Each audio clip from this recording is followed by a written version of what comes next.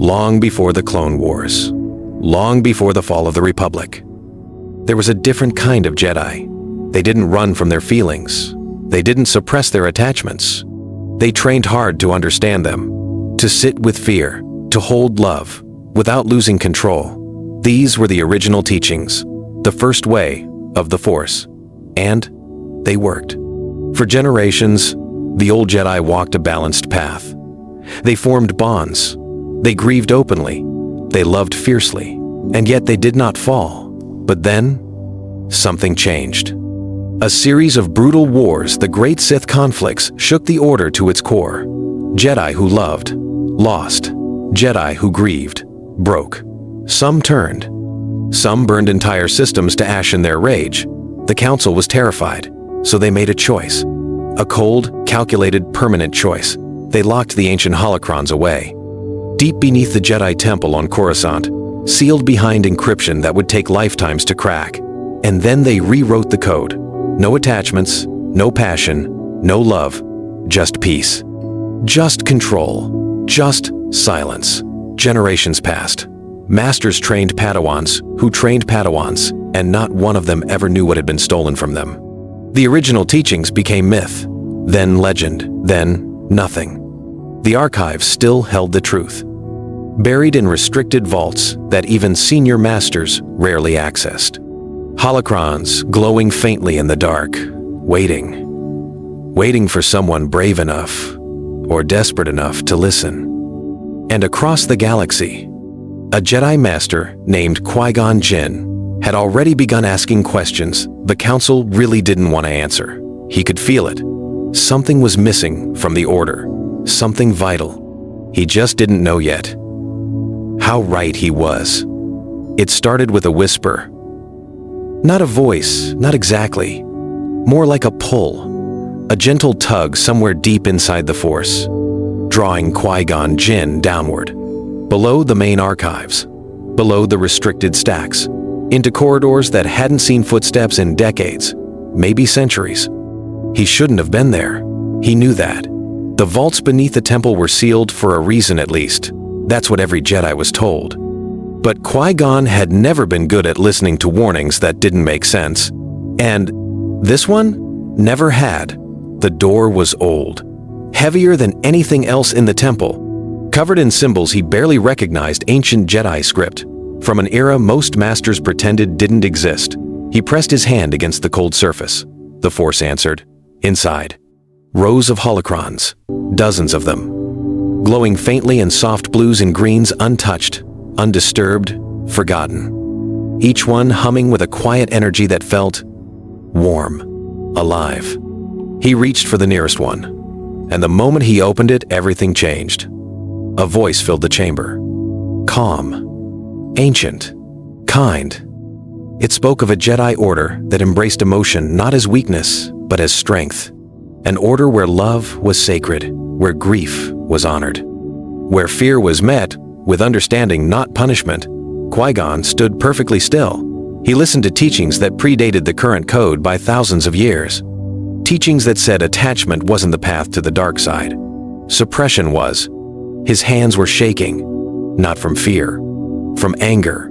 The Council hadn't just forgotten these teachings. They had hidden them, on purpose.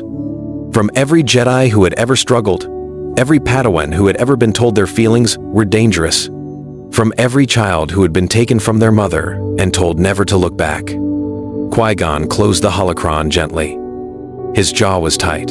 His mind was racing. He thought of one boy in particular.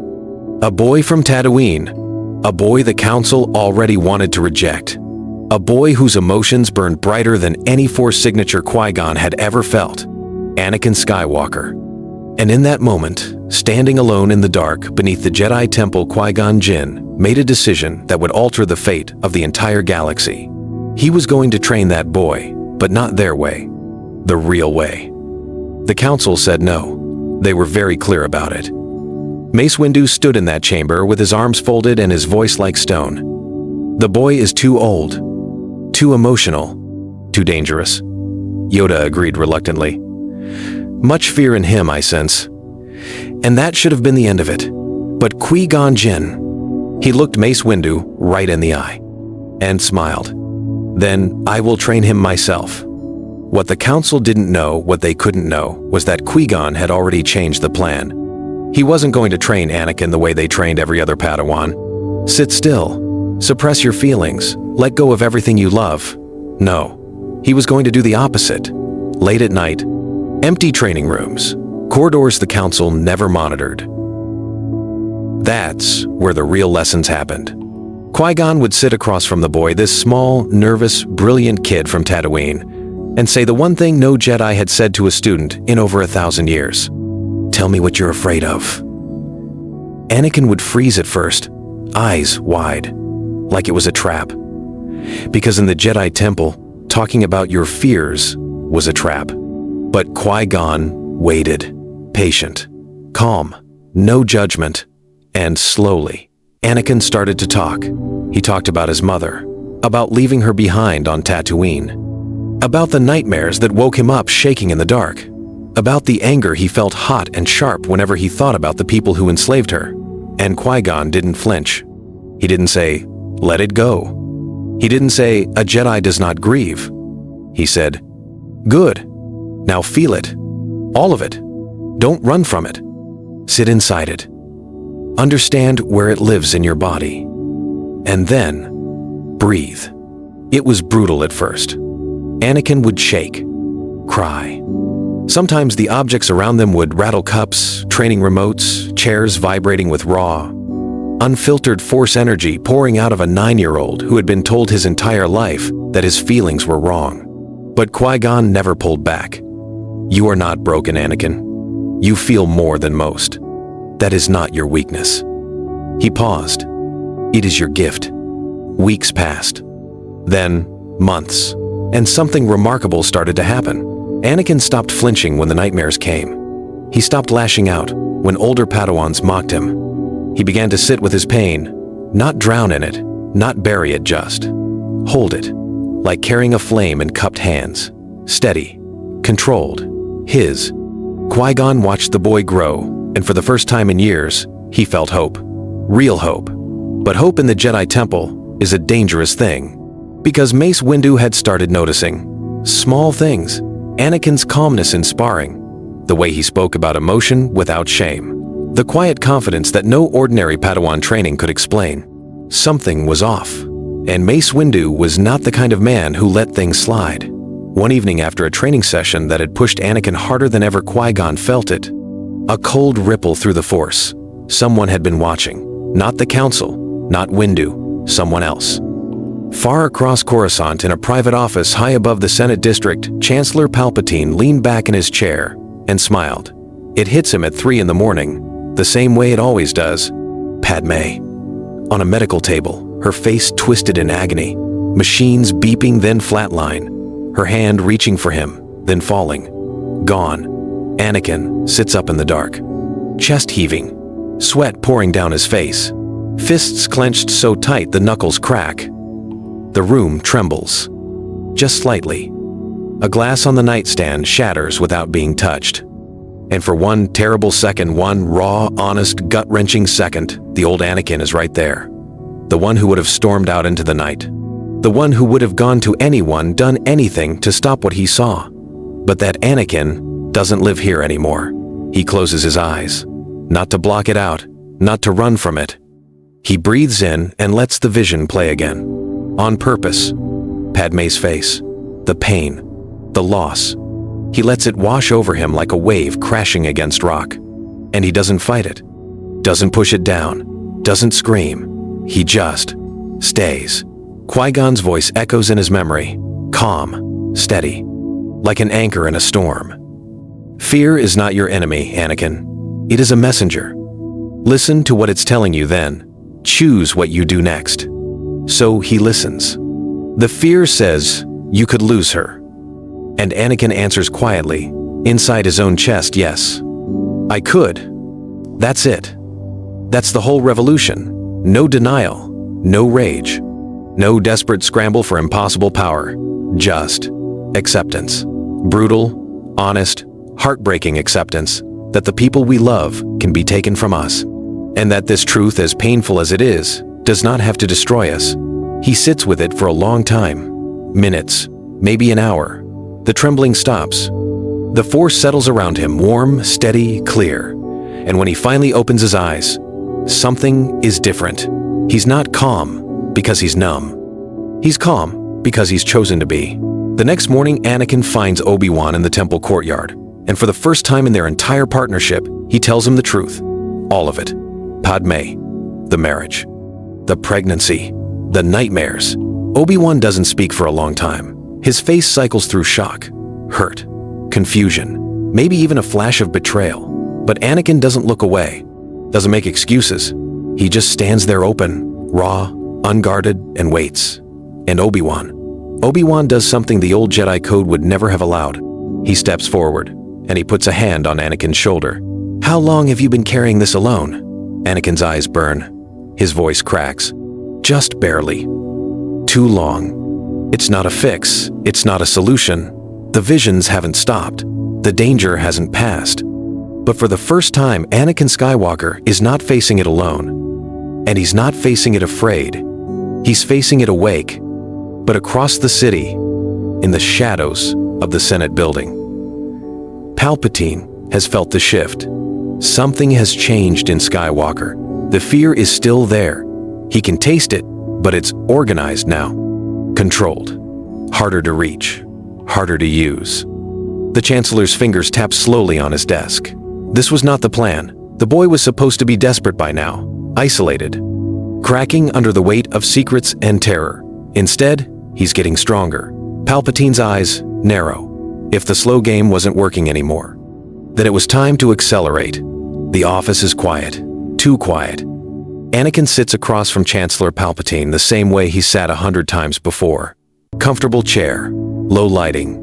That calm, fatherly voice filling the room like warm smoke. But tonight, something feels wrong. Palpatine is talking about the Force, not politics, not the war, the Force. And specifically, a power that only the Sith have ever mastered. There was once a Sith Lord, so powerful, he could influence the midi-chlorians to create life. Palpatine lets the words hang in the air. He could even keep the ones he cared about from dying. And there it is, the hook. The one Palpatine has been sharpening for years. He watches Anakin's face searching for the crack. The flash of desperation, the hunger. That moment where fear and love collide, and a man will do anything to stop the people he loves from slipping away. In every other timeline, this is where Anakin leans forward. This is where the fall begins. But Anakin doesn't lean forward. He goes very, very still. Something is moving behind his eyes. Not panic, not hunger, recognition. He's heard this before. Not the story, not the legend of Darth Plagueis. Something deeper. The pattern. Qui-Gon taught him this. Showed him how manipulation works. How the dark side doesn't come with fire and lightning, it comes wearing the face of someone you trust. Offering you exactly what you're afraid to lose. Fear is not your enemy, Anakin. But the person who uses your fear against you is. Anakin looks at Palpatine. Really looks at him. And for the first time, he doesn't see a mentor. He sees the architecture. Every late-night conversation. Every gentle criticism of the Jedi Council. Every carefully placed compliment designed to make Anakin feel special, chosen, separate from the others. It was all engineered. Every single word. Anakin's blood runs cold. Not from fear, from clarity. "You're him," Anakin says quietly. Palpatine's smile falters. Just barely. Just for half a second. "I'm sorry?" "The Sith Lord the Council has been looking for. It's you." Silence. The kind of silence that fills a room the way water fills a sinking ship. Palpatine doesn't deny it. Not right away. Instead, he shifts. The warmth drains from his face like light leaving a dying star. What replaces it is something ancient, cold, patient. "And if I am?" he says softly. "What will you do, Anakin? Run to the Council? The same Council that wanted to reject you, that still doesn't trust you?" He leans forward. "I am the only one who has ever believed in you. And that right there is the most dangerous sentence in the galaxy.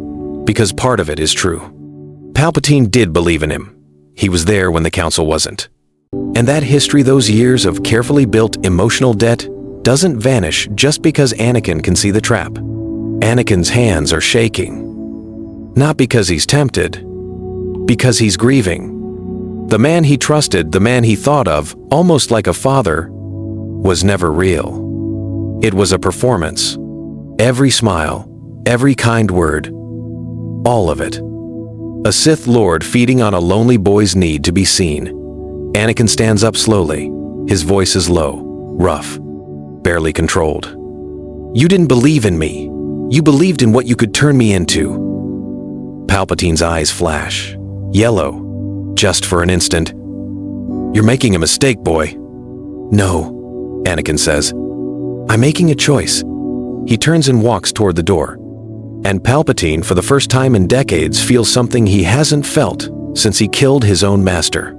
Uncertainty. But the Sith Lord doesn't panic. He never panics. Instead, he reaches for his comm unit.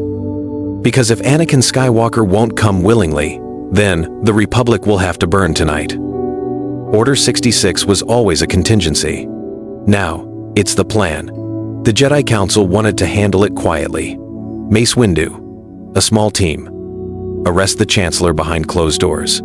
Contain it. Control the message. Anakin said no, because he understood something the Council didn't. Palpatine's power was never just the Force, it was trust. 1,000 star systems believed in him. The Senate adored him. The media worshipped him. If the Jedi arrested him in private, Palpatine would twist it. Make himself the victim. Make the Jedi the villains. He'd done it before. He'd do it again. The only way to kill the lie was to expose it in the light. In front of everyone, Anakin walked into the Grand Senate chamber during a full session, uninvited, unannounced. His boots echoing on the polished floor as 1,000 floating platforms hummed with senators from every corner of the galaxy.